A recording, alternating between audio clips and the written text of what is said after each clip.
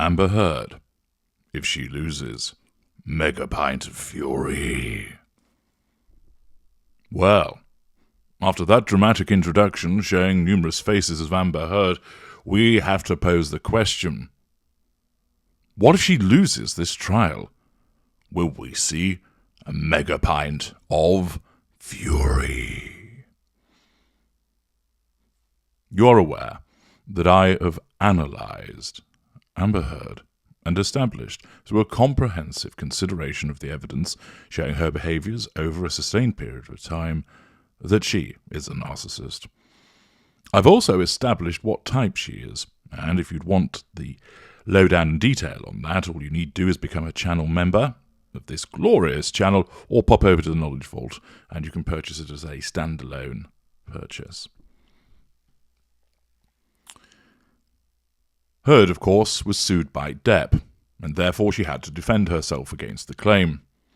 She also has countersued, and of course, the very action of countersuing is a nullification of the potential threat to control posed by Depp's attempt to sue her, and grandiosity in trumping him by seeking a larger amount from him. Heard is convinced that she's done nothing wrong. Why? She believes that she is a victim of domestic violence, and she honestly believes that.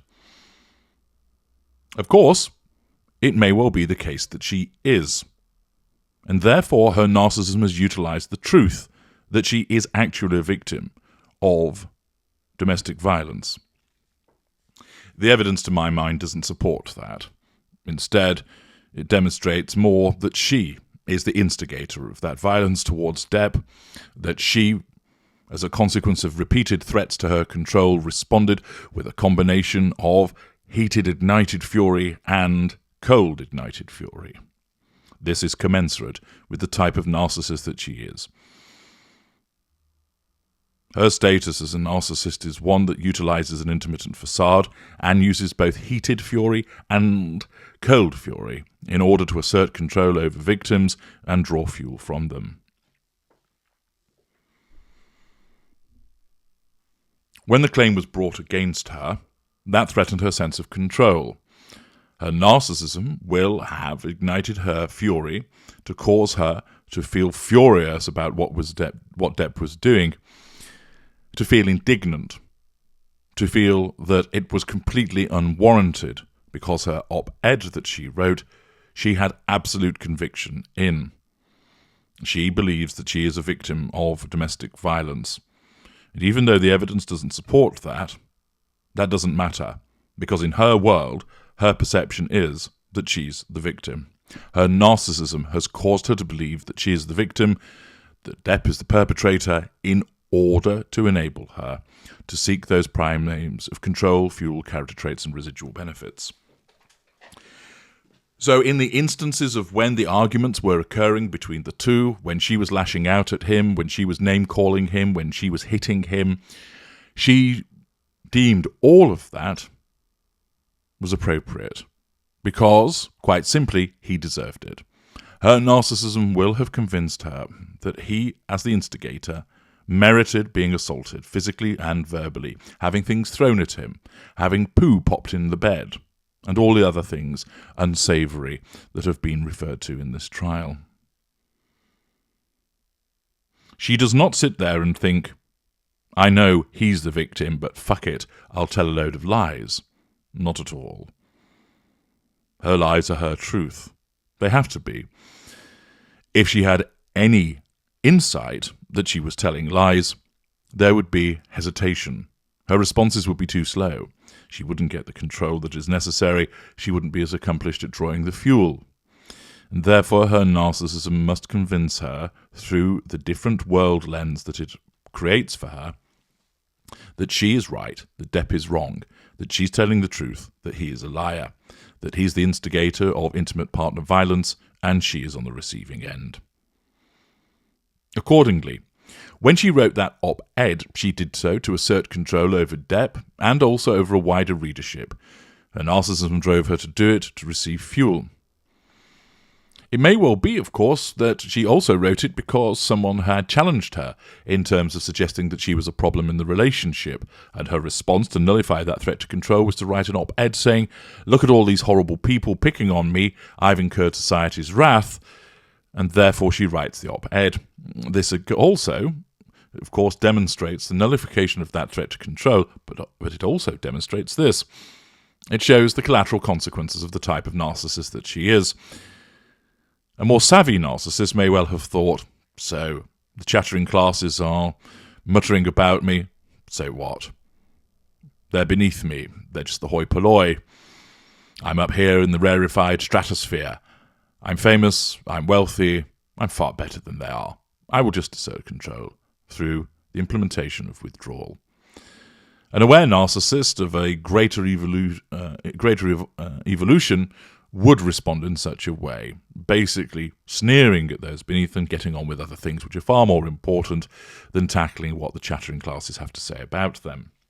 A less evolved narcissist, of course, is driven to respond in a more rudimentary fashion, and therefore, whilst it's not the most sledgehammer response that one could see, she wasn't thinking ahead because she's the type of narcissist that does not when she wrote that op-ed. Accordingly, when people were criticising her for her behaviours that amounted to a threat to control, she wasn't able to go and visit each and every one of them and punch them in the face and tell them that they were wrong, and therefore her narcissism drove her to write the op-ed, thus smearing Depp, although she didn't specifically name him, it was clear who she was talking about, and to nullify the threat to control caused by persons numerous slating her.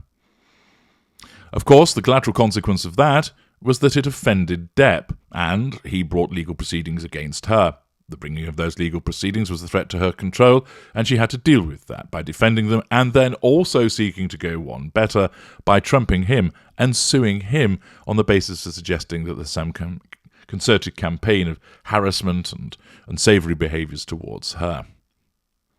And thus, we've had the somewhat unedifying spectacle, albeit fascinating, of the two individuals and a host of supporting witnesses providing various evidence. It spawned so much for us to analyse, along with rather humorous excerpt also, My Dog Stepped on a Bee, and of course Dr. Brown, Dr. Spiegel. The trial is crawling towards its end, and at some point the jury will deliberate and provide their verdict. What if it goes against Heard and she loses? What if the jury believes Depp and not her, and Depp's case is made out that she has defamed him and he can prove a causal link between that defamation and certain losses? What if her countersuit is also dismissed? Let us assume the worst case scenario for Amber Heard. Depp's claim wins. It's assessed that he's owed significant damages and her countersuit is dismissed. Total defeat for her. How will that affect her? Well, first of all, she will highly likely be in court for the receipt of the verdict. And when they accept what he says and dismiss what she says, that will amount to challenge fuel. It isn't wounding because there is the provision of fuel from the jury foreperson who will announce the verdict, because they will exhibit a facial expression, a tone in their voice, the words that they're using, and their body language. So fuel will be provided towards Heard because they're reacting to something that she's done, i.e. defending the claim and bringing a countersuit. This, however, although it's fuel, is a challenge to her. Her narcissism will essentially be doing this behind the scenes. Fuck, fuck, fuck, fuck, fuck. Challenge to control incoming. And this challenge to control will be huge. Why? Well, you might think, well, hang on, HG, it's just one jury foreperson saying it. How can this be a massive challenge? It is. They're all assembled people in that courtroom. There's Johnny Depp, who in effect is the nemesis of Amber Heard, in the same way that the Duchess of Cambridge is the nemesis of Harry's wife. Depp's painted black, and therefore a victory for him, with a successful jury verdict, strikes all harder at Heard. But it gets worse. There are people in the public gallery, and undoubtedly many of them will be Depp supporters. There'll be whoops of delight, which is further challenge fuel to her. They're responding to something in relation to her, the verdict, but not favourably. This will challenge her again. She will undoubtedly, either directly or out of the corner of her eye, see some fist-pumping from Depp's team. Vasquez will no doubt try and fondle Depp's bottom at some point, or at least give him a hug. There'll be muchos congratulations going around. All of that is challenge fuel towards her as well. And then, of course, there's the world at large that is watching, waiting to see what the outcome is, and the reactions there. Her narcissism knows, although she doesn't consciously know this is what is actually happening, but her narcissism knows that there is a challenge coming from the jury, from the judge, from the lawyers, from the people in the public gallery, from the world at large. And all of this, whilst there's fuel included, amounts to a crushing blow to Amber Heard. It will make her feel weak, powerless, vulnerable. It will be an awful reminder of the lurking chasm within her, that howling wilderness of nothingness. The world will feel like it's imploding for her, caving in on itself like a scene from Inception. The towers crumbling, the foundation of her world falling away beneath her feet, and all that's waiting to consume her is the emptiness and the howling and the mocking of the creature. This is not a pleasant place for her to be. However, her narcissism will ride to the rescue almost immediately. As the tendrils of darkness reach up to pull her into the chasm, the narcissism will do its level best to defend her, because that's what it is, a self-defense mechanism. And the way that it does it is to ignite her fury. In the immediacy of the delivery of the verdict, it's unlikely that she will react with heated fury, because that would mean that she would probably result in screaming, vaulting the desk where she sat, and maybe running over and gouging the eyes out of the jury foreperson. She isn't going to do that. Understand, of course, that there are narcissists less evolved than Amber Heard that would react in such a way. This is where you've seen instances of people attacking a judge or shouting obscenities at the judge or the jury before vaulting and trying to make a bid for freedom. She's not going to do that. The heated fury will not come immediately.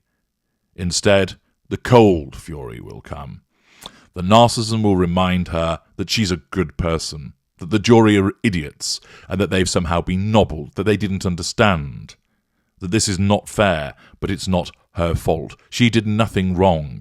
Her narcissism will be reminding her of this, blame-shifting furiously to explain that the judge has misdirected them, that the judge is biased, that the jury are on a backhander, that the jury just love Depp and that's so unfair because that's what he does with people. He draws them in and makes everything okay because of his insidious black charm. The narcissism will be working hard to defend her, and she will sit there glowering, the icy glare from her face freezing all of those in the immediate environs.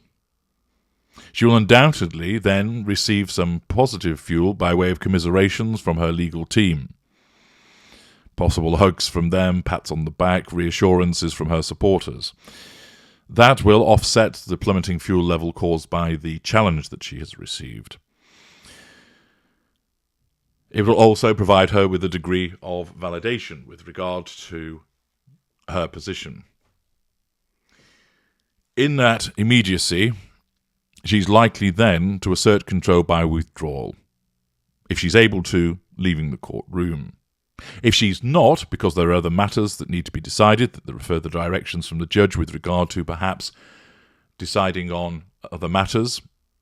I'm not a lawyer and I'm not familiar with the US legal system, so it's unclear to me whether the jury will be the ones that decide whether they accept the claim and then they determine the level of damages, and whether they'll do that all at once, or whether they'll do it on a separate occasion, or whether there'll be submissions about it. But either way, there will be delivery of a verdict. And assuming it's as simple terms of, his claim wins, your claim fails, that is going to cause a megapint of fury.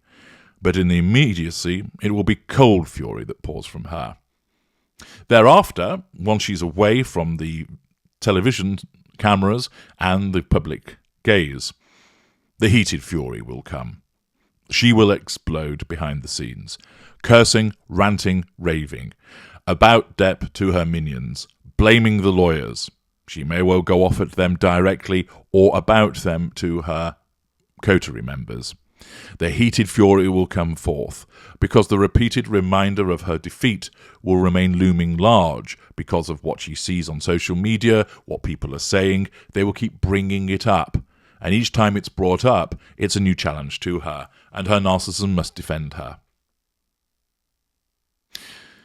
She will erupt, and the volcanic heated fury which Johnny Depp has experienced, and other individuals also, will be on display, albeit behind the scenes. She may well direct it towards the lawyers. It will certainly be witnessed by her supporters behind the scenes, members of her coterie, as she rants and raves. There'll be tears, pity plays thrown into the mix as her narcissism directs her to assert control over individuals near to her directly and about persons unseen but on the radar, Depp, her lawyers, the judge, the jury, the members of the public, etc., by smearing them. The judge didn't understand this case. The jury are idiots.